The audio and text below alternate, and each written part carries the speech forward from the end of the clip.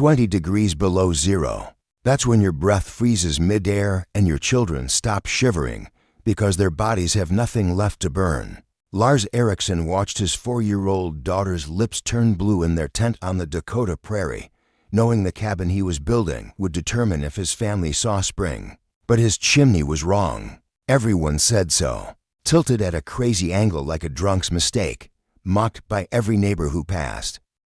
They built theirs straight, proper, the way it had been done for centuries. And now, as the winter of 1867 descended like a white apocalypse, Lars was burning half the wood his neighbors used while they shivered, and he thrived. What did this Norwegian immigrant see that generations of builders had missed? Lars Eriksson pressed his calloused palm against the rough-hewn logs of his unfinished cabin and exhaled a cloud of vapor that hung in the Dakota Territory air like a ghost.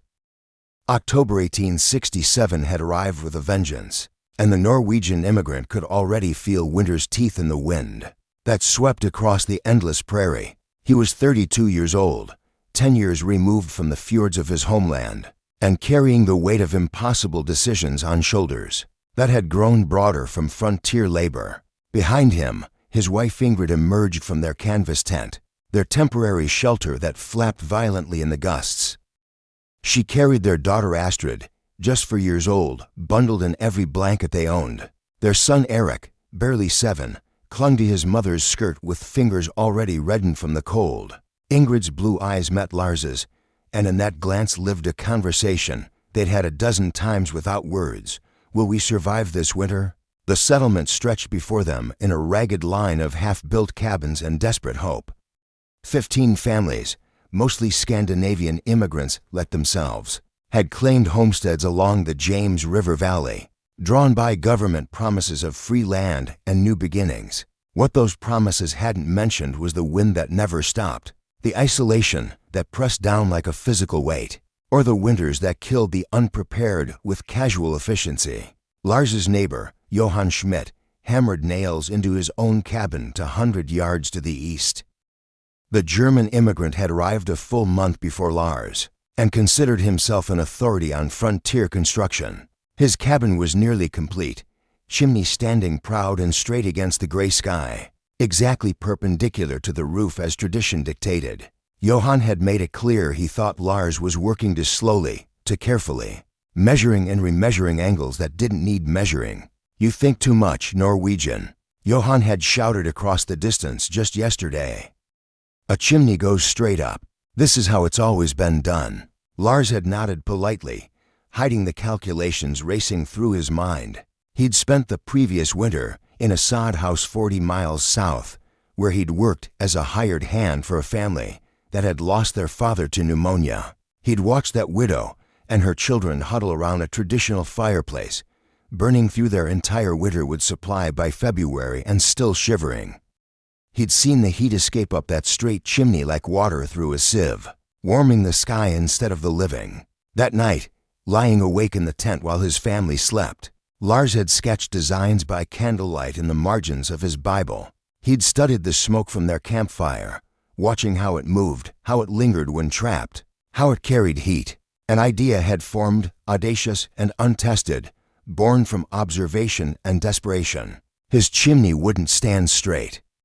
It would angle, dramatically, creating a longer path for heat and smoke, forcing warmth to radiate through more stone before escaping into the merciless Dakota cold.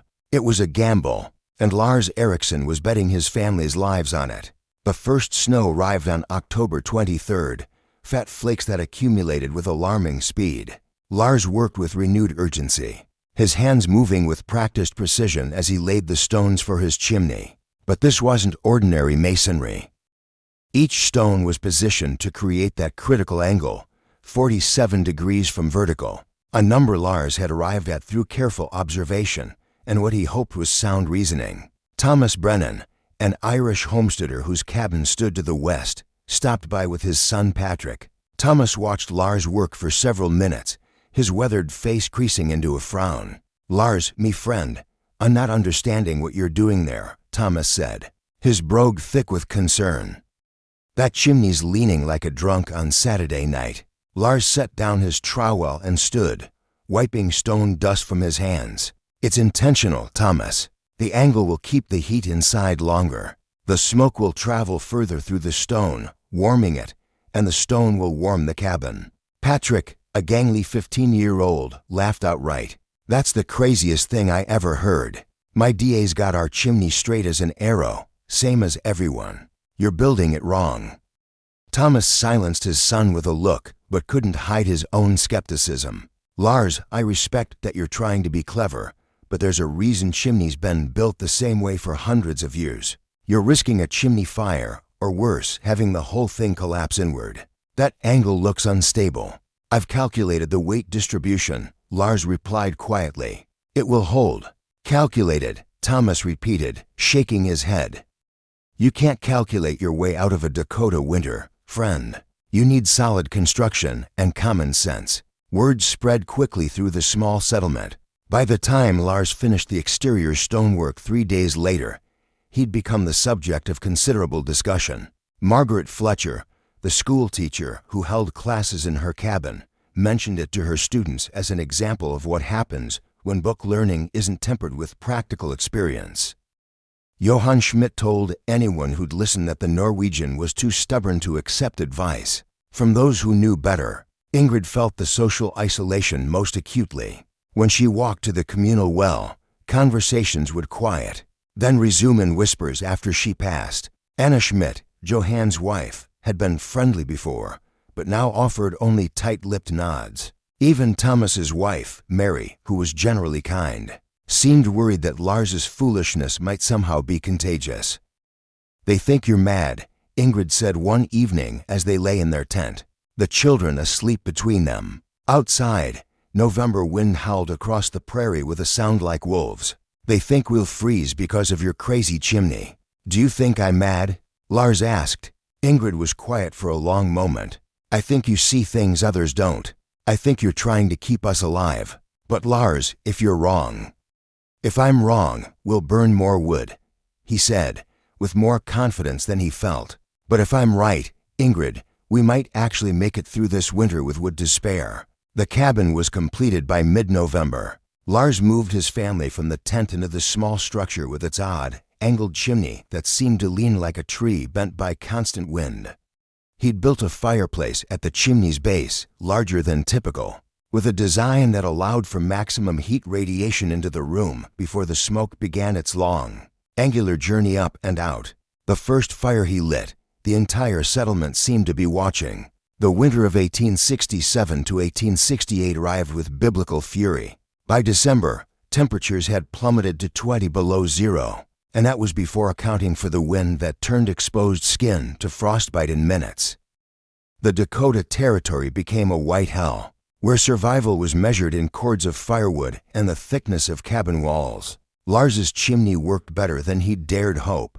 The angled design forced smoke and heat to travel through nearly 8 feet of stone before exiting, rather than the 4 feet of a traditional straight chimney. That extra distance meant the stone absorbed tremendous heat, radiating it back into the cabin long after the fire had died down. The larger fireplace opening allowed for better combustion and more complete burning of wood, extracting every possible calorie of heat from their limited fuel supply. Inside the Erickson cabin, the temperature held steady at 48 degrees. Even on the coldest nights, the children could sleep without waking from the cold. Ingrid could prepare meals without her hands going numb. They were burning through wood at roughly 2/3 the rate Lars had calculated for a traditional fireplace. But 200 yards away, the Schmidt family was suffering. Johann had built his chimney exactly as his father had taught him, exactly as generations had done before. Straight, efficient in construction, and absolutely terrible at heat retention.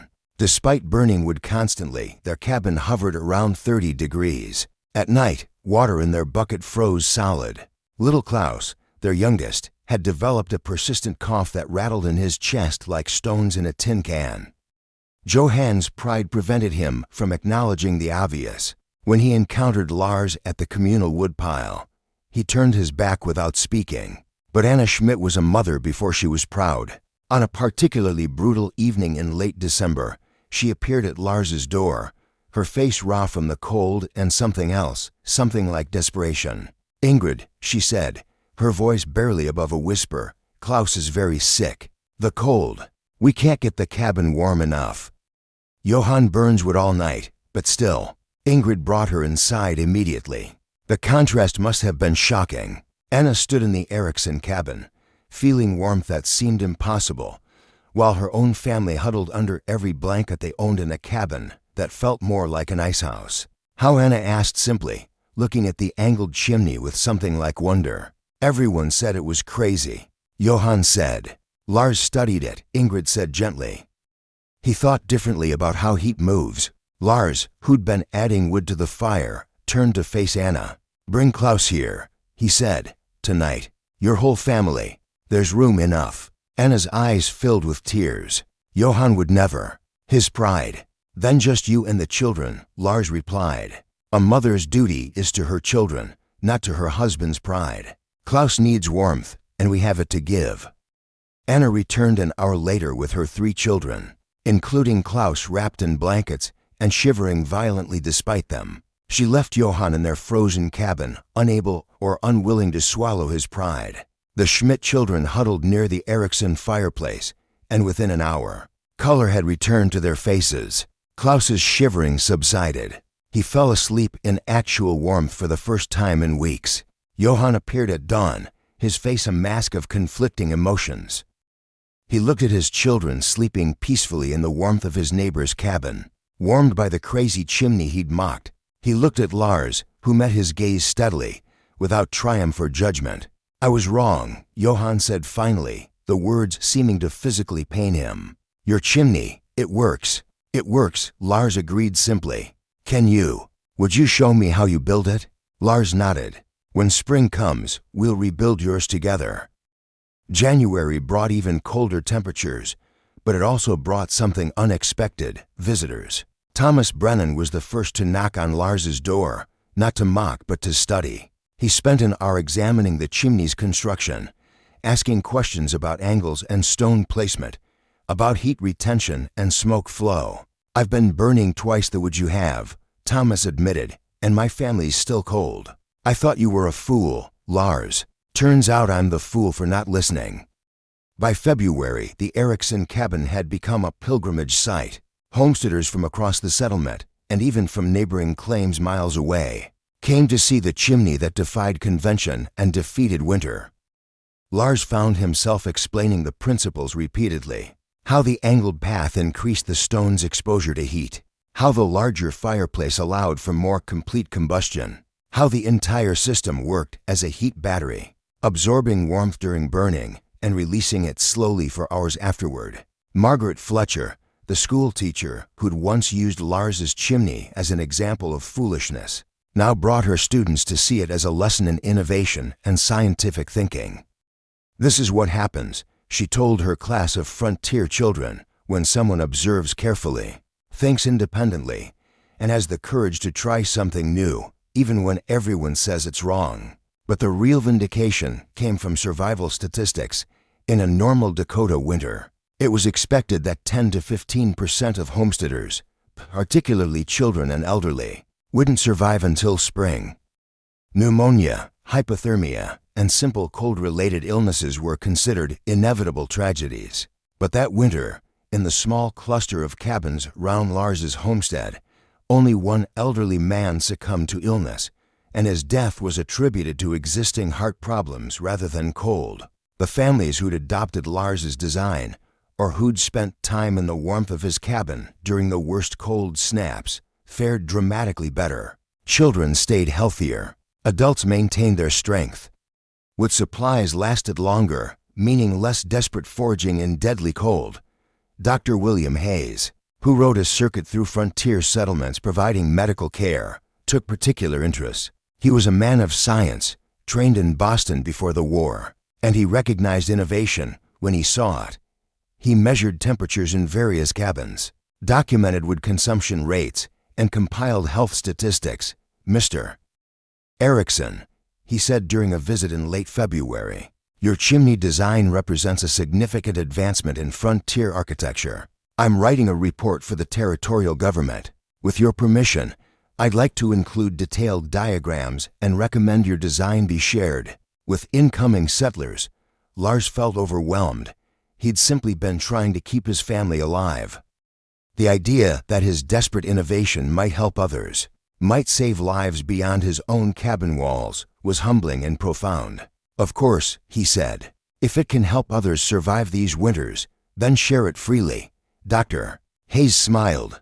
Innovation often comes from necessity, not comfort. You were willing to be called crazy because the alternative was watching your family freeze. That desperation led to insight that will benefit hundreds, perhaps thousands of future homesteaders. As March arrived and the worst of winter began to loosen its grip, Lars tallied his wood consumption. He'd used 18 cords of wood to heat his cabin through the brutal winter. Johann Schmidt, by comparison, had burned through 29 cords for a cabin of similar size that remained significantly colder. Thomas Brennan had used 31 cords. The difference represented not just efficiency, but the margin between survival and catastrophe. The angled chimney had worked. The crazy design had proven itself against the harshest judge possible, a Dakota Territory winter. Spring arrived in April with the suddenness that characterized all seasons on the Great Plains. The snow melted into mud, the prairie grass emerged in defiant green, and the homesteaders who'd survived winter emerged from their cabins like hibernating animals, awakening to a new world. Lars stood outside his cabin on the first truly warm day, watching Johann Schmidt and Thomas Brennan carefully dismantle Johann's old chimney. True to his word, Lars was helping them rebuild it according to the angled design. Other neighbors watched and took notes, planning their own reconstructions. 47 degrees from vertical, Lars explained, demonstrating with a measuring tool he'd fashioned from scrap wood. The key is maintaining structural integrity while maximizing the heat transfer surface area. Each stone must be positioned to support the weight above while creating that continuous angle. Johann worked with focused determination. No longer the prideful man who'd mocked his neighbor's innovation, his son Klaus, fully recovered from his winter illness, brought stones from the pile they'd collected. Anna Schmidt caught Lars's eye and mouthed a silent thank you. That carried the weight of a life saved. Drive. Hayes's report had been distributed to land offices throughout the territory. New settlers arriving for the spring land rush carried copies of Lars's chimney design, with detailed diagrams and construction notes. The Erickson angle, as it was becoming known, was being recommended by territorial officials as a superior method for frontier heating. A letter arrived in May from the Dakota Territorial Governor, commending Lars for his contribution to settler survival and announcing a small monetary award for innovation that benefited the public good. The money, $50, was more than Lars earned in 2 months of farm labor. But more valuable than the money was the recognition that his desperate gamble had become accepted wisdom. Ingrid read the letter aloud that evening, her voice filled with pride. They're calling you a pioneer innovator, Lars. You're going to be written about in newspapers. Lars, uncomfortable with praise, focused on the practical. I hope it means fewer children will suffer what Klaus suffered. Fewer families will lose loved ones to the cold. Eric, who'd turned 8 that winter, spoke up from his corner where he'd been sketching with charcoal on slate. Papa, teacher said you proved it's good to think different than others, even when they laugh at you. Thinking different is important, Lars agreed, but only when you're also thinking carefully. I didn't just decide to build a strange chimney. I observed, I calculated, I reasoned. Being different for its own sake is just stubbornness. Being different because you've seen something others haven't, that's innovation. As summer arrived and turned the prairie into an ocean of grass, Lars's cabin stood as a testament to the power of observation over convention. The angled chimney, once mocked as crazy, now represented the difference between merely surviving the frontier and actually living on it. Other innovations followed. Lars designed a root cellar with improved ventilation that kept vegetables fresher through winter. He developed a windbreak pattern for tree planting that reduced wind chill around cabins by measurable degrees. Each innovation came from the same source, careful observation of problems, followed by willingness to try solutions that defied conventional wisdom. By the following winter, 15 of the settlement's cabins had been rebuilt with angled chimneys. The results were undeniable. Wood consumption across the entire settlement dropped by 30%. Cold-related illnesses decreased dramatically. Dr. Hayes's follow-up report documented the improvement with scientific precision, and the design spread further across the territory. Johann Schmidt became one of Lars's closest friends. The initial animosity transformed into mutual respect. They worked together on community projects, their combined German efficiency and Norwegian innovation proving a powerful combination. Johann never failed to introduce Lars as the man who was right when everyone else was wrong. Years later, when Astrid was old enough to understand, she asked her father about that first winter. "Were you scared, Papa, when everyone said your chimney was crazy?" Lars considered the question carefully, as he considered all things. "Yes," he admitted, "I was terrified. Not of being wrong about the chimney, but of what would happen if I didn't try. Sometimes the scariest choice is doing nothing because you're afraid of looking foolish." He gestured toward the angled chimney, now weathered by several winters, but still standing strong. "That chimney represents more than engineering, Astrid. It represents the willingness to trust your own observations, to think independently, and to act on your conclusions even when everyone says you're wrong. But it also represents responsibility, because I wasn't just risking my pride, I was risking all of you." "But it worked," Astrid said simply. "It worked," Lars agreed. "But the real lesson isn't that I was right. The lesson is that survival on the frontier, survival anywhere, requires both courage and careful thinking. It requires watching, learning, questioning, and being willing to try something different when different is what's needed." The sun set over the Dakota prairie, painting the sky in shades of orange and purple that seemed impossible in their vibrancy. Smoke rose from Lars's angled chimney at its characteristic slant, a visible marker of the warmth within. Inside, his family gathered around the fireplace that had saved their lives, a monument to the power of human ingenuity when confronted with impossible odds. The crazy chimney had become legacy. And Lars Eriksson, once mocked as a fool, had become a quiet hero of the frontier, proving that sometimes the difference between freezing and surviving, between death and life, between failure and success, is simply the courage to angle differently than everyone else.